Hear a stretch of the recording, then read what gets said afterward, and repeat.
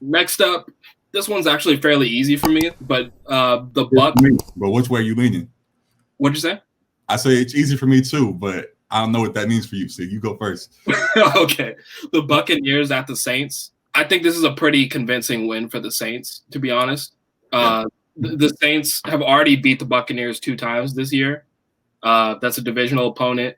And Brady had his worst game of his career against them in one of them, where they lost 38-3, and he looked really bad, like very like should be in the league bad that game. It was like odd. And I think that's credit to that Saints defense and how good they've been all season. I think healthy Drew Brees, Michael Thomas, Alvin Kamara, and the other weapons they have on that offense are ready and good to go and are going to exploit that Buccaneers defense, who have been exploited by a lot of teams throughout the season, especially in the passing game. And I think, yeah, I think it's the end of the road for this Brady campaign that's going on like this year of him like having 3 more years to go. Like people are talking like he's found the fountain of youth and all that. Like I think part of his success has been that this is an offense in Bruce Arians where he likes to air it out, and they have plenty of weapons. Right. He's also thrown plenty of interceptions as well too this year, along with the 40-something touchdowns as well too. So I don't think he's going to be able to pass for 400 yards against this Saints defense.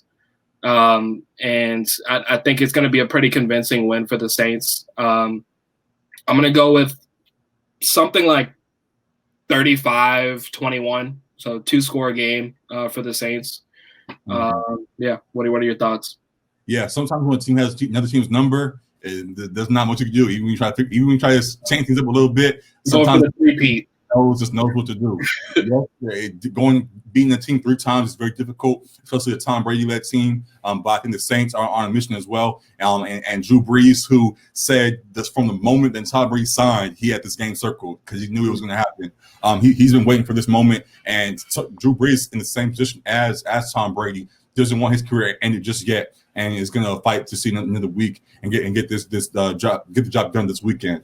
Another part too, with the idea that I brought up of having the other team's number. Sometimes it's not about having everybody focused on Brady. It might not be about Brady. Sometimes Brady might see it and he's like, "Hey, this team's not scare me." But when the Saints can stop Antonio Brown, when the Saints can stop Ronald Jones and the other guys, even if Tom Brady is confident, when the Saints know how to pick on the other guys, it is what it is. So I think the Saints have shown that they can stop the others, and which in turn slows down Tom Brady himself. I think that's going to be more of what we see, especially with the Saints being at home and the energy they have shown being at home. I think they continue to roll, get the job done. So I think it's going to be somewhat like a touchdown separation, kind of like you mentioned. I'm not going to go 2 touchdowns. I respect to Brady. I think he'll fight even in garbage time if there is some.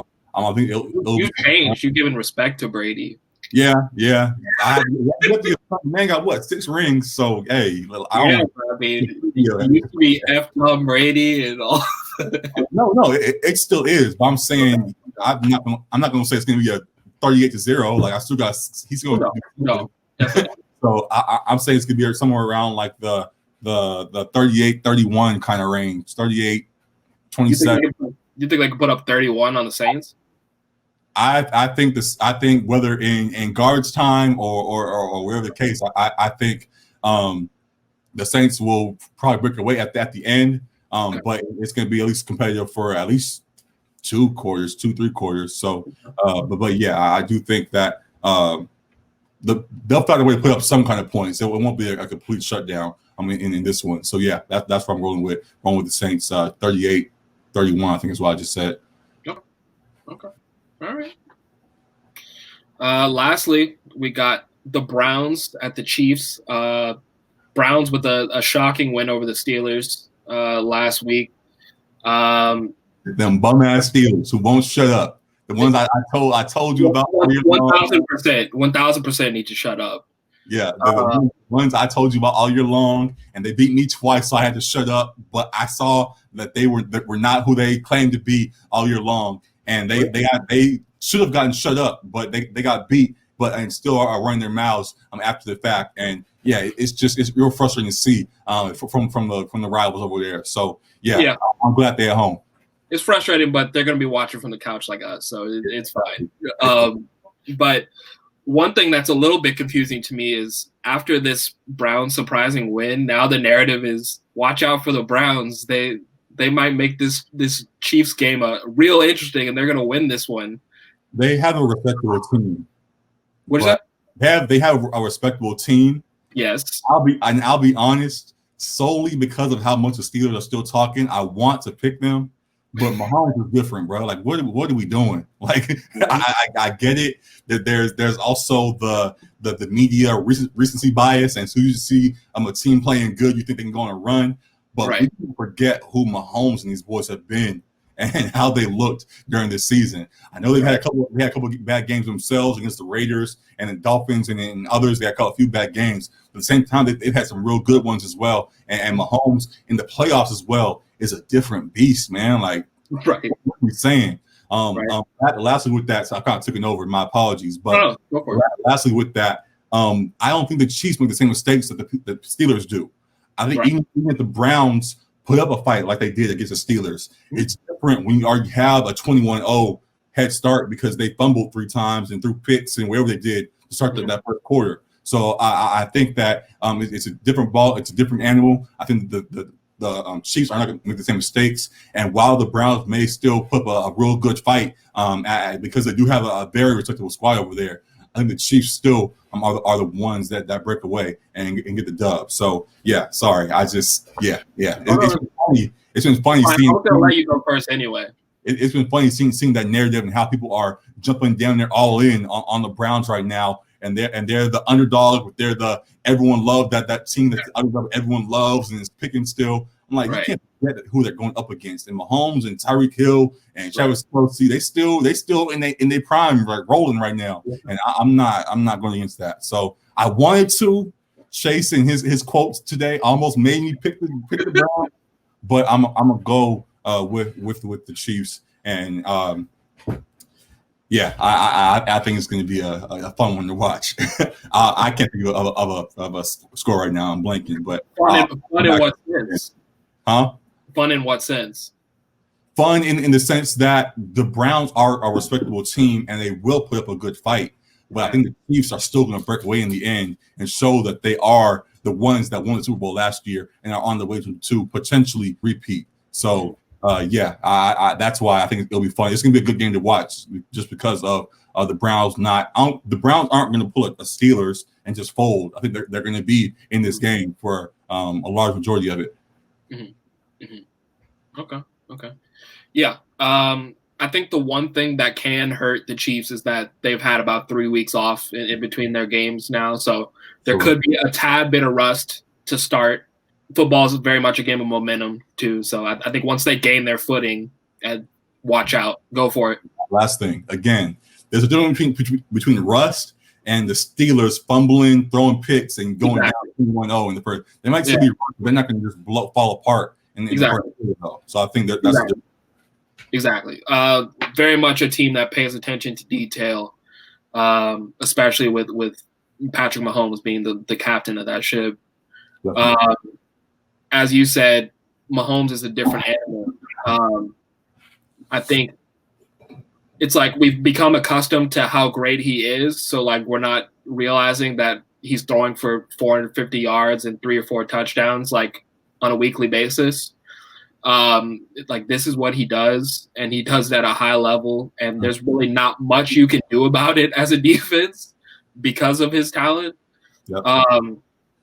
And we saw, even with the Browns getting that surprising win over the Steelers, their defense was still pretty Swiss cheese as well too, and especially the defensive backs. The corners were getting targeted by Chase Claypool, like you said, who's still blocking. If Big Ben wasn't ass, they might actually won that game. If Big Ben didn't throw 4 interceptions, they probably would have won that game. They would have came back. They were fumbling in the beginning. So, I think whoever is guarding Tyreek Hill, prayers up, immediately. He needs all of our prayers. Like prayers up and ice up. Get them ankles ready because he's gonna be shipping your ass for all that whole game. Barbecue chicken, absolute barbecue chicken. And then we know Travis Kelce was like top 5 in receiving yards as a tight end for the whole league. So Kelce's gonna get his he's gonna get his 100 yards and a touchdown as well too. They're not quite the balanced attack as far as like the run game. Edwards-Helaire and Le'Veon Bell they've been serviceable. They've done what they needed to do. But I think the Browns have no answer for that offense. I don't see them putting up much of a fight defensively. Offensively, they have a really good rushing attack between Chubb and Hunt. Baker's been playing really well, and I think if he takes care of the ball, like their offense should do all right against the Chiefs defense, but they're not going to be able to keep up with that offensive output of the Chiefs. A few weeks ago, we said Baker for the Browns is like a 7 out of 10 type quarterback. Right. And this week he shows that, but against a quarterback that's a 10 out of 10, it looks a little bit different. So I think Mahomes is going to step up and show why he's still one of the top dogs, if not the top dog right now, and get the job done. So yeah, I'm with you. Right. And I said at the end of last episode that I'm picking the Chiefs to go all the way, regardless of who they're facing. I'm not seeing a real threat to them until the Super Bowl, until they see a Saints or a Packers in that Super Bowl. But yeah, I think this is a very convincing win, but I won't say a blowout because the Chiefs, while they have been really good all season, they're 14-2. Yeah, they haven't blown out many teams. There was one game against the Broncos. They won by like 3 scores. But other than that, a lot of them have been 1-score to 2-score games. They don't blow teams out, but they know how to win. Exactly. So I'm expecting them to put up points. But yeah, so probably something in the 35-21 range as well too. But yeah, I think as I said before too, I think this Chiefs team is primed for a dynasty. I think you don't usually see a lot of NFL teams going back to back, and especially not three-peat. But I think this team is legitimately capable of doing so. Moving forward, if they're holding on to Travis Kelce and Tyreek Hill, offensive line, one of the most important things in football, and that they have a great one for Patrick Mahomes. So if they're able to maintain that offensive line as well too, I think they're set up because these guys are young, as you mentioned too. They're in their prime still. They're set up for multiple rings. Maybe they won't all be in a row, but they're set up for many rings, especially Mahomes. And Mahomes has the potential to get that GOAT status away from Brady real quick. So, yeah. For the sake of conversation, if they lost this week, what does that mean for Mahomes? If they lost this week? Yeah. Well, if they lost, I'm trying to think of a scenario of them losing. I guess it would have to be turnover. Like it would have to be like a similar situation to the Steelers where they turn the ball over excessively. Right. And we've seen Mahomes have games like against the Dolphins where he threw 3 picks. So it's possible. And still won against a pretty good Dolphins team. Yeah, but just saying it's possible for Mahomes to have a bad game. Yeah, absolutely. What does it mean for his legacy? I don't think it would hurt him too much because of how the narratives have started that the Browns are on this run and the Browns could potentially beat them. People are already like putting it out there that the Browns could win this game.